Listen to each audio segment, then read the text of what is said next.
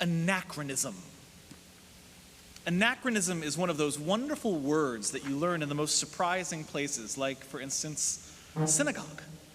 It certainly isn't a regular feature of speech. An anachronism is something which is out of its appropriate time, something chronologically inconsistent.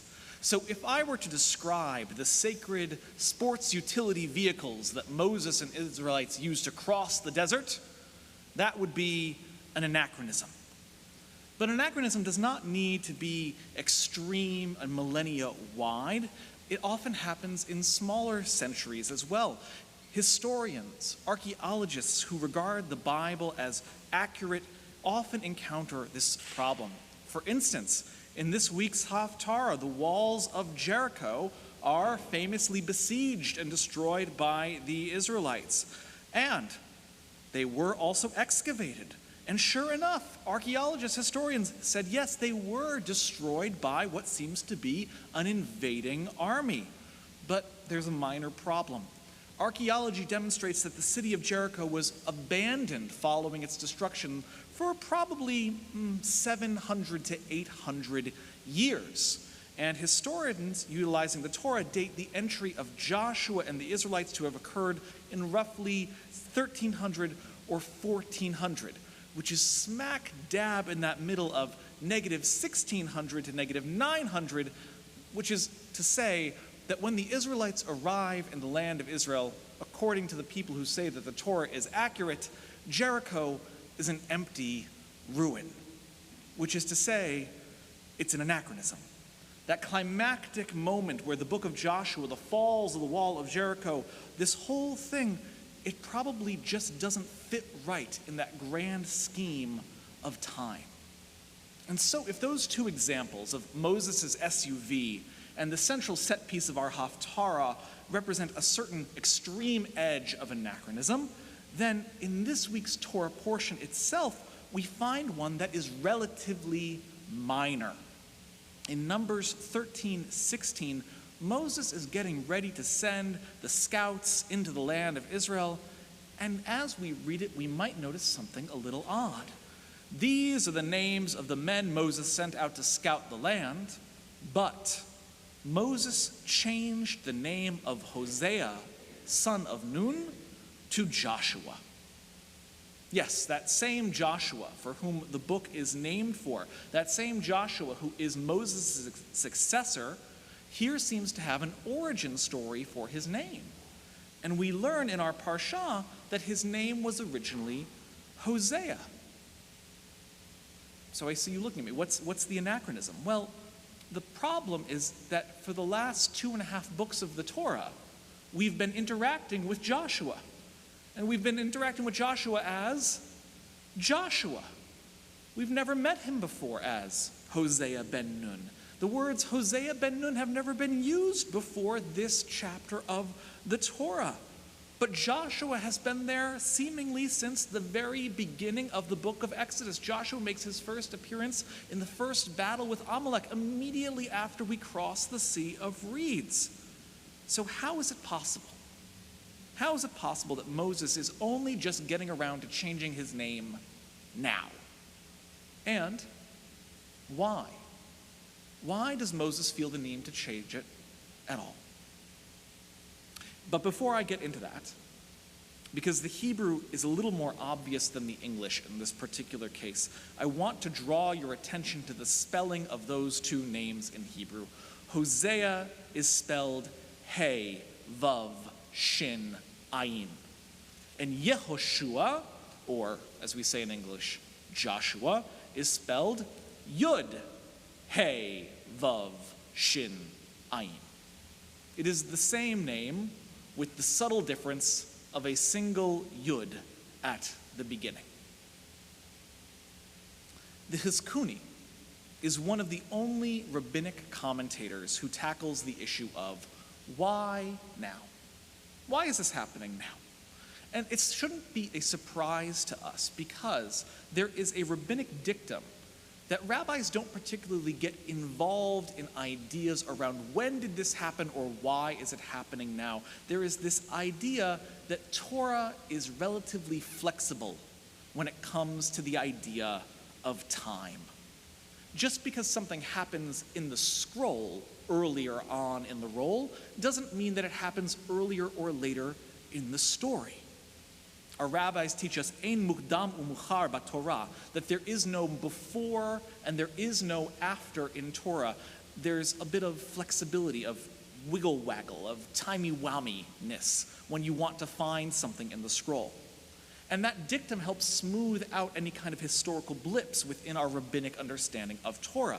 And so because the Chizkuni is aware of this, he answers by saying, no, you're just misunderstanding the internal order of our narrative. Moses renamed Hosea as Joshua ages ago. He did it when he first became his right-hand man, when he first became his lieutenant. It just so happens that this is the first verse where that's going to be relevant. And so we're getting a little bit of a flashback. We're getting a little bit of fill-in data. The Torah is simply trying to let us know, yes, it's the same Joshua who's been serving Moses this entire time. And because he did such a good job, and Moses knew he was going to do such a good job, he gets a special letter added on to his name, which is the Yud, which separates Hosea from Yehoshua. Interesting. It should bring to mind a few other examples in our Torah where the act of adding a letter to someone's name, and specifically a letter from the Tetragrammaton, the four-letter name of God, Yud, He, Vav, and He. Avram, for instance, becomes Avraham. He too finds favor in the service of God and is rewarded with an extra letter in his name. Sarai becomes Sarah. Same idea. And so the Chizkuni is going to mention all of the other biblical figures who subtly or radically have their names changed as a result of living up to their potential. When you live up to your potential, it is possible to have your name changed. And if you really live up to your potential, well, God might add a little letter of God's own name to yours. And that might be how it changes. Bamidbar Rabbah, one of the great collections of Midrashim, has an opinion for specifically why, of all letters, that it's the Yud which gets added to the name of Joshua. And they say there are 12 spies which enter into the land of into the land of Canaan. That would be awkward. Joshua, Caleb, and the 10 who make a really poor choice. Caleb gets a special blessing all on his own for being loyal. But the Midrash argues that Joshua's great blessing is the reward that all other 10 spies would have gotten put together. In short, because Joshua stays loyal, he gets the reward for all of the other 10 who failed. There are 10 failed scouts, and the letter Yud is the number 10 when it comes to gematria and when it comes to the Hebrew language. And so as a sign of his tenfold blessing, the Midrash says, he gets a Yud added on to his name. Other rabbis in the Talmud are not convinced. They say, no, there is a very direct meaning for going from Hosea to Yehoshua. Hosea is a name in Hebrew that has a direct meaning, like some biblically inspired names in English do. For instance, if you're named Grace or Faith or Charity.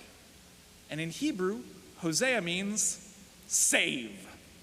And the letter Yud is an abbreviation for God's entire name. So when you put the two of them together, you get, may God save you. And the Midrash continues saying that Moses gave over this improved name to Joshua at this important junction in his life, because he was about to do the most dangerous thing he was ever about to do, to go into the land of Canaan completely unsupported, and he would need an extra level of protection from the bad influence of the other 10 spies around him.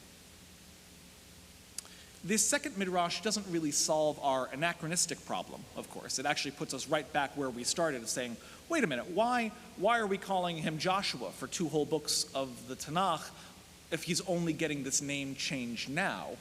But we're going to have to leave that aside for a bit, because there's a really beautiful, fascinating Hasidic teaching from the Menachem Mendel of Rimanov, who's better known as the Mendele Rimanover.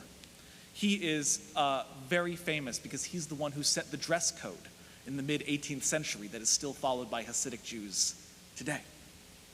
The Mendele Rimanover teaches that exact same midrash, that Moses prayed for Joshua to be protected from the wicked counsel of the spies and added a yud to his name, but then he adds his own very subtle gloss. And he says that this was an act inspired by Joshua's great humility. This was an act inspired by great humility. His students are dubious. Rabbi, they say, if Joshua was so humble, then what does he need a blessing of protection for? If he's so humble, his righteous conduct will make sure that he lives the right way. And the Rabbi continues and says, there are two kinds of righteous individuals. There are those that are assertive, and there are those that are humble. There are masters of nature that are strong and combative, and there are people who are modest and contemplative and pensive. There are the tzaddikim, the righteous people that stand in the gate and they battle against lies and hypocrisy. And there are the tzaddikim that in their great humility stay in the corner and they say, who am I? What am I? There are heroes, the rabbi argues, who are loud and who are direct and who fight. And they fight to protect the innocent and the vulnerable. And there are also heroes who do the quiet inner work of finding out who they really are. And once they have that answer, they empower themselves. And then they transform the world. He continues his teaching by saying, Moses saw a humility in Joshua that was almost entirely of that second kind. And he was afraid. He was afraid that he would never make the leap into standing up against wickedness.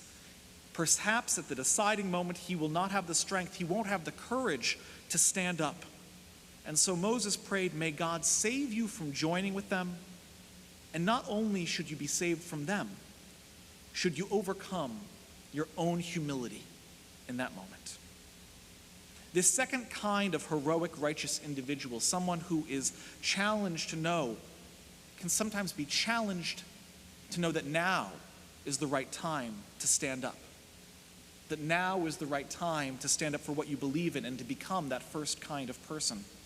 That in great humility of trying to figure out how to be righteous and how to be good and how to be sacred, you might miss the very obvious signpost that says, no, it's time to stop thinking about how, and it's time to start doing the action of standing up for what is right in the world. And I love this teaching because it reminds us that for every single person who is bravely fighting the good fight, there are untold multitudes just a moment away from realizing that you too can fight the good fight. You too can overcome self-consciousness. You too can overcome your doubts. You too can overcome your imposter syndrome, a sense of inadequacy. You can be the champion of your generation. And I also love this teaching because it says there are many kinds of heroes. There are many kinds of righteous people. Not every one of us is going to be loudly fighting. Some of us are going to be quietly learning about who we are and who we need to be. And that humility and self-knowledge is a righteous and quiet strength all of its own. I began today with the idea of anachronism, and I'm going to end with it as well. I'm fairly certain that one of the greatest anachronisms is the idea that the generations before us knew exactly what they were doing. Moral certainty, the confidence that you certainly know what was right, you certainly knew what was wrong, you certainly knew what was good for the community, you certainly knew what was good for society or your family or your nation. I think it's not an uncommon thing at all for people to look to the past and say, our predecessors, they really knew what needed to be done. If only the great leaders of the past were here today, they could fix our problems. I think it's very common for families to say, my grandmother, she always knew the answer. She kept the family together. If only she was here, she would know exactly what to do. And I think, and I know, in fact, that in Judaism we have this idea too. It's called Yeridah Hadorot, the descent of the generations, where we say, our great sages, they knew God and they knew Torah, and they were so righteous, and we're not. And each of us knows a little bit less and a little bit less. But that's an anachronism. That is an idea that does not fit the reality of the time. Every single generation faces its issues, and all of us hold our individual responsibilities. And in moments of chaos, every human being has felt the world shift beneath their feet.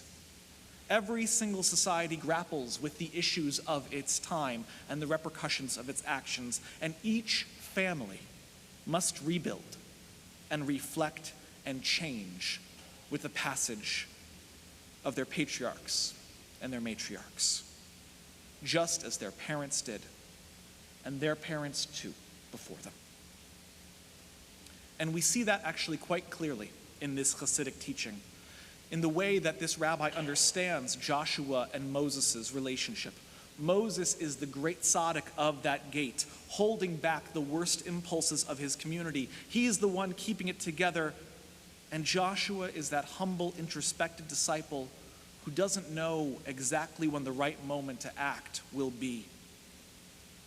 And if you are a keen-eyed student of Torah, that word, humility, may remind you that Moses too was considered to be very humble once upon a time, and that there is an echo here, as if the story is desperately trying to remind us and repeat itself. Because once it was Moses who did not know who he was, and once it was Moses who did not know who he was meant to be. Torah shows us that Moses did not always have the answers, in fact. And Torah teaches us that Moses did not always have certainty. Moses had to go through his own transformation to become Moses. And Hosea needs to go through his own transformation to become Joshua, that same way. That humble hero needs to go through the process to become the righteous person at the gate that future generations look to. And, as the rabbi teaches us, it doesn't come from nowhere. The seed of our righteous transformation is planted by the generation that comes before us. As long as there is someone there to nurture it and to mentor it, and perhaps most critically of all, in the moment that it is most necessary, to let it go. To trust that their prayers and their deeds and their teachings have empowered the next generation so that they can emerge on their own power and take up that mantle of leadership themselves. We are very blessed to have many generations in the room today. And so may it be God's will that each of us can find our place in this great cycle of leading our people, leading our family, and leading our community onward to success. May our elders continue to pass on their great wisdom that they have inherited and empower their descendants to make brave choices, inspired by their families, but relevant for their own time. And may our young leaders look to the past, not so that they feel I can never live up to it, but so that you will empower yourself to be the leader that we need in the future. Shabbat Shalom.